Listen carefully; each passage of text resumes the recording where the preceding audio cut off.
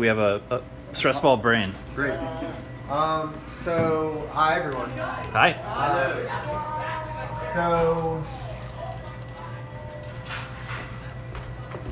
I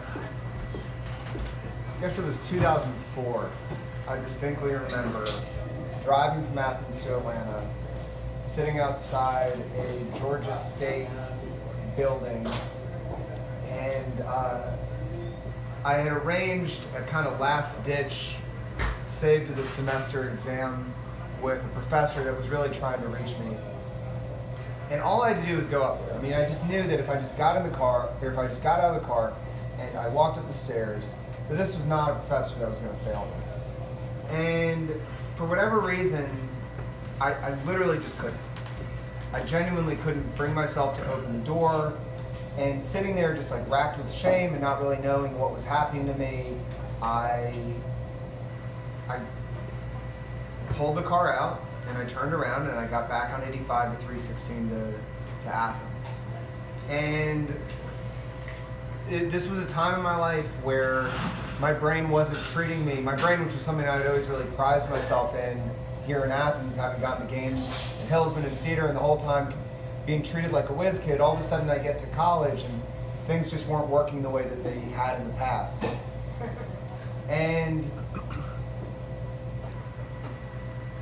I ended up dropping out that semester. I ended up dropping out of college entirely, and it wouldn't be until about 3 years later that I went back to school with a hardship withdrawal from a counselor that I had started seeing, who helped me understand that what I had been going through was depression. Depression is a weird thing to have because very often there's feelings, you feel like you're tricking people, you feel like you're getting away with something. It's very hard to believe that what you have is actually depression. Instead, you feel like you're lazy or you're making excuses or there's these other things going on.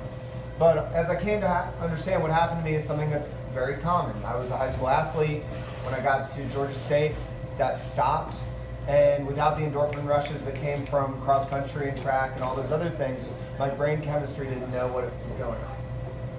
And it's funny because as a candidate for office, as I came up here, I felt compelled to share this story with you. And yet the stigma of mental health is so real that I almost told you a much simpler story. I almost told you someone else's story, because as much as we're saying we want to end the stigma, we live in a country where candidates have had to step down before when it's been discovered they've had depression or that they've had treatment or that they've had counseling. And the fact of the matter is that experience defined who I was. I came back to Athens, I started a record label. While in that record label, I got involved in the Obama campaign in 2008. Only about a block from here, in 2008, I met a guy named Bobby Saxon who was running for Congress. And I got that experience to become his campaign manager. I went back to school for political science, having found what I loved. And that has defined the course of my life. Hell yeah. So, but that doesn't mean that those weren't scary times. That doesn't mean that there weren't lots of mornings where I was in bed and I wanted to get up and I wouldn't. And I think about, what Tim said here a second ago about the importance of places like Nucci Space. Luckily for me, my outlet was music, and there's a place right down the road, that beautiful building, Nucci Space, where you can go and you can receive counseling, where you can go and you understand that other musicians have been driven to suicide, where you can go and you can see that there are families getting together to discuss the impact of losing someone to depression. And so I think that as commissioners, as elected officials, we'll have two types of power. There's hard power and there's soft power. Hard power are the policies we pass, the initiatives that we get started, the ordinances we pass, and the ways that we connect things. But soft power are the ways that we bring people together and the way that we guide the conversation. As a commissioner of District 9, I'll be elected of an area that suffers from a lot of mental health issues. And we know that not because I've gone door to door and asked people what their mental health condition is. I know that because my district suffers from an even higher degree of poverty than our general community, which is already the poorest college town in America. And we know that poverty and mental health go hand in hand. Just as we know that since so many of our children in this community suffer from or currently experiencing poverty or growing up with food insecurity, we know that an incredibly high percentage of the children going around in schools like the one where my wife teaches, that there's extremely high levels of PTSD from what they're seeing in their communities. So as a commissioner, I would want to use that soft power to steer that conversation. I'd want to have frank discussions like the kind we're having here. I'd want to create safe spaces where people can come forward. I want to make sure that people that use entrepreneurialism as an outlet for depression and anxiety, that we can connect them to initiatives where they can make a real difference. Just as, you know, when I remember when I was going through that, I remember Jared allowed me to sit in on the AthFest board and have an outlet there. There are important ways that we can connect young people to existing infrastructure and allow them to have projects that give their lives meaning. I will say from a hard power standpoint, there are also policies we can pass. In 2015, shortly after the election of Mayor Bill de Blasio, he set out to make an initiative to have New York City become the center of the world when it came to mental health reform. They started an initiative called Thrive NYC. It created 54 different governmental initiatives. Some were public-private partnerships, some were partnerships with local schools, but all had government at the center.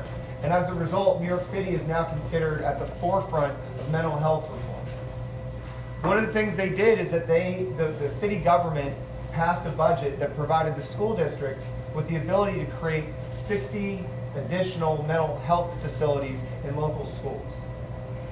As someone who went to Cedar Shoals, as someone who went to Cedar Shoals, as someone who went to local schools, I know a lot of times our counselors are so overwhelmed just getting us through graduation and through the right classes that they seldom have the ability to communicate to our kids who are in need. So what I want to see is, as commissioner, I'd want to connect to the elected officials in New York City. I'd want to connect to see what worked well with Thrive NYC. I'd want to see how we could bring it here in Athens and actually try something along those lines. Connect several of our 300 local nonprofits with our great local schools and teachers and counseling staff to our university. So in closing here, let me just say this. Mental health is not a solvable problem.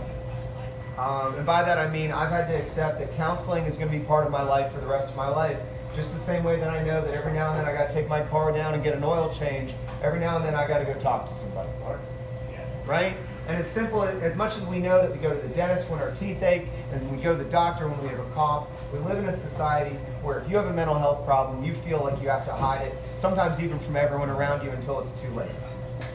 Every one of us in this room has lost someone to suicide or an unnecessary action that destroyed their lives because they had no outlet. I feel like it's our duty as commissioners, as elected officials, as activists, and as community members to do everything within our power, within our hard power and our soft power to make a difference in that. And as a commissioner, I would work night and day to do the same. Thank you very much.